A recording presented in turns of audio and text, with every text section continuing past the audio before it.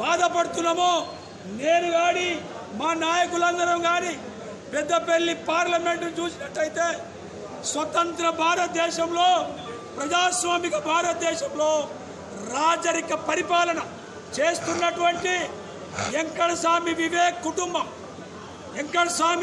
కుటుంబం చూడండి 4 సార్లు ఓట్లు వేయించుకొని వెంకటస్వామి గారు ఇక్కడ ప్రజలని నట్టేడ ముంచడం జరిగింది.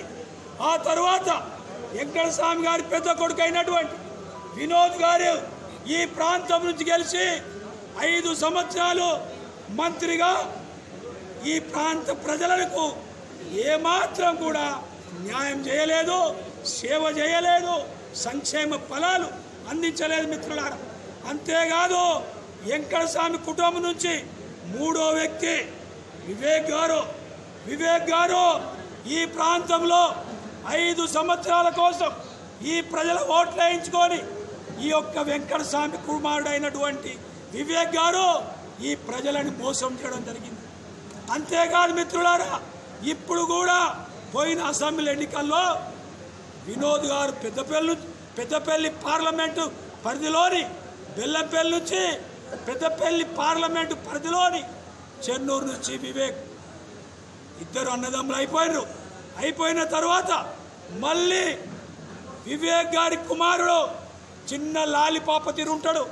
ఈ ప్రాంతంలో ప్రజల కష్టాలు తెలివై, అనగారిన సామాజిక వర్గాల సమస్యలు తెలివై, ఎస్సీలలో ఉన్నటువంటి సాంప్రదాయం తెలియదు, ఎస్టీలో ఉన్నటువంటి సాంప్రదాయం తెలియదు, మాదిగ సామాజిక వర్గ సాంప్రదాయం తెలియదు, ఈ ప్రాంత మాల సామాజిక వర్గ ప్రాంత ప్రజల సామాజిక వర్గాల సాంప్రదాయం తెలియదు. అంతేకాదు నేత కాని సామాజిక వర్గం యొక్క సంస్కృతి తెలియదు. అంటే ఆయన ఒక కార్పొరేట్ సెక్టర్లో ఉన్నటువంటి ఆయన ఒక ఆకాశం మీద నుంచి ఊదిపడ్డాడు. మానవ జాతి గురించి తెలియదు.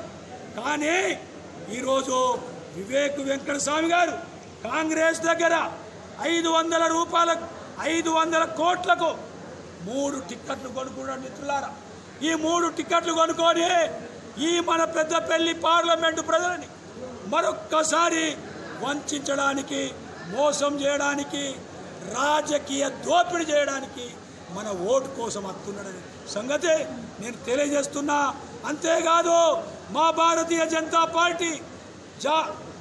जनता पार्टी परिवारवाद के लिए वो अपोज करता है. परिवारवाद बोलने से కుటుంబ పాలన ఎక్కడైతే ఉంటుందో అక్కడ దోపిడీ జరుగుతుంది. నేను అడుగుతున్నా, వివేక్ వెంకటస్వామిని 35 సంవత్సరాల నుండి ఈ ప్రజల ఓట్లు వేయించుకొని ప్రజలని రాజకీయంగా, ఆర్థికంగా, సామాజికంగా దోసుకొని కోట్ల రూపాయలు సంపాదించుకున్నాడు. కానీ మిత్రులారా, ఈ ప్రాంతంలో ఉన్నటువంటి మా మాల సోదరులకు లోకలోనికి ఎవరు నన్ను ఎమ్మెల్యే చేసిండా? చేయలేదు. ఈ ప్రాంతంలో ఉన్నటువంటి మాదిగ సామాజిక వర్గంలో జన్మించినటువంటి ఈ లోకల్ వాసిని ఎవరినన్నా ఎమ్మెల్యే చేసిండా? చేయలేదు. ఈ ప్రాంతంలో నివసిస్తున్నటువంటి రెక్కాడితేనే డొక్కాడుతనేటువంటి జాతిలో జన్మించినటువంటి నేత కాని కులపోన్ని ఎవరు నన్ను ఎమ్మెల్యే చేసిండా? చేయలేదు మిత్రులారా. అంతేకాదు ఎమ్మెల్యే చేయలేదు, ఎంపీటీ చేయలేదు, జడ్పీటీ చేయలేదు, జిల్లా పరిషత్ చైర్మన్ చేయలేదు, కౌన్సిలర్ చేయలేదు, సర్పంచ్ చేయలేదు. అంటే మా పార్టీ 140 కోట్ల ప్రజల కోసం ఆలోచించే పార్టీ అయితే కాంగ్రెస్ పార్టీ వివేక్ వెంకటస్వామి కుటుంబం ఆయన కుటుంబం కోసమే ఆలోచించే కాంగ్రెస్ పార్టీ. కాబట్టి మిత్రులారా, వివేక్ అనేటువంటి ఒక చీటర్, ఒక మోసగాడు సామాజిక దోపిడీ చేస్తాడు. ఎందుకంటే నేను అడుగుతున్నా, ఈరోజు ఈ కుటుంబాన్ని తరిమి కొడితే ఈ ప్రాంతంలో ఒక మాల సోదరుడు ఎమ్మెల్యే అవుతాడు, ఈ ప్రాంతంలో ఒక మాదిగ సోదరుడు ఎమ్మెల్యే అవుతాడు, ఈ ప్రాంతంలో ఒక నేతకాని సోదరుడు ఎమ్మెల్యే అవుతాడు.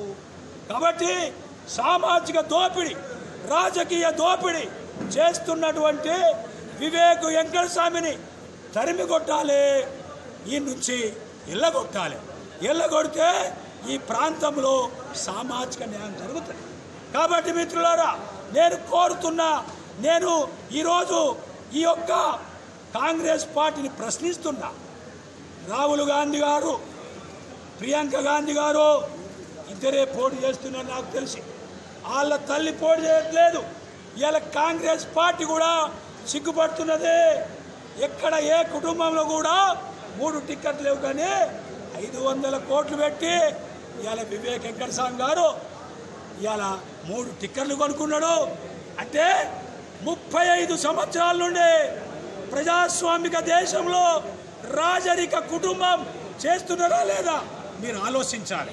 కాబట్టి మిత్రులారా, నేను ఈ ప్రాంతంలో పుట్టిన బిడ్డగా, నేను ఈ ప్రాంతంలో సామాజిక న్యాయం కోసం, ఎస్సీల కోసం, ఎస్టీల కోసం బ్రతుకుతున్నటువంటి బిడ్డగా మోడీ గారి యొక్క భావజాలాన్ని పుణికిపుచ్చుకొని దేశభక్తులుగా పోరాటం చేస్తున్నటువంటి ఈ యొక్క బీజేపీ కార్యకర్తలందరినీ కలుపుకొని ఈరోజు సామాజిక న్యాయం కోసం, సమస్యల పరిష్కారం కోసం నేను కొట్లాడతా.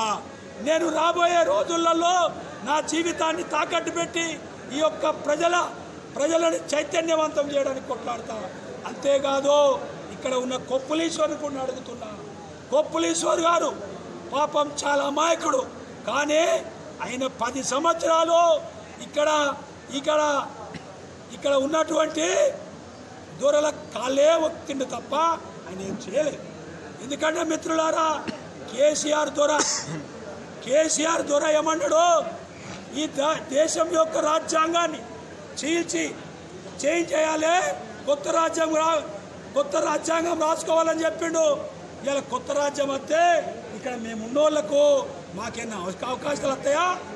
ఎవరికి వస్తాయా? ఎస్సీలల్లా ఎవరైతే బానిస ఉంటారో, ఎవరైతే కాళ్ళు పట్టుకుంటారో, ఎవరైతే అతనికి చెంచలుగా పనిచేస్తారో వాళ్ళకి వస్తాయని ఈ యొక్క రాజ్యాంగం కోసం, దేశ ప్రజల కోసం నేను నా యొక్క సామాజిక వర్గాల్లో పుట్టినటువంటి మాల సమాజ వర్గం, మాదిగ సామాజిక వర్గం, అటు మందకృష్ణ, ఇటు నేను, ఇటు చెన్నయ్య గారు అందరం కలిసి 33 జిల్లాలలో మేము ప్రయాణం చేసి ప్రజలను సమీకరించి బోధించి రాజ్యాంగం కొట్లాడినాం.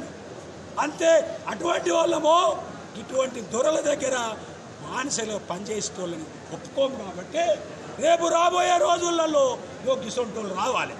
నా అటువంటి వాడిని మీరు గెలిపియండి, మీకు సేవకునిగా ఉంటా. కాబట్టి మిత్రులారా, నేను అడుగుతున్నా, ఇవాళ కొప్పులీశ్వరుని, నువ్వు 10 సంవత్సరాలు ఇక్కడ ఉన్నవే, ఇక్కడ ఏదైతే డ్రైనేజ్ వాటర్ పవిత్రమైనటువంటి గోదావరికి పోతున్నది, ఏం చేసినావు? తాగునీరులో కలుస్తున్నది డ్రైనేజ్ వాటర్. నీకు సోయి లేదా? నువ్వు వ్యక్తిగతంగా మంచోనివే, కానీ నీకు విజన్ లేదు. మాకు విజన్ ఉన్నది. మాకెందుకు విజన్ ఉన్నదంటే, ఈరోజు 140 కోట్ల ప్రజలని, నా కుటుంబ సభ్యులు అన్నటువంటి మోదీ గారి కుటుంబ సభ్యులు మేము. కాబట్టి మిత్రులారా, ఈ వివేకుని తరిమిగొట్టి ప్రజాస్వామిక పార్లమెంటరీని తయారు చేసుకొని ఇవాళ ప్రజల సేవ చేయాలనుకుంటున్నాం. కాబట్టి ఇది మోదీతోనే సాధ్యం, ఇది భారతీయ జనతా పార్టీతోనే సాధ్యం. కాబట్టి మీరందరూ కలిసి ఈరోజు మమ్మల్ని ఆశీర్వదించి ప్రజల మధ్యని పంపిస్తున్నారు. కాబట్టి మీ అందరినీ ఒక యూనిట్గా ఉండండి.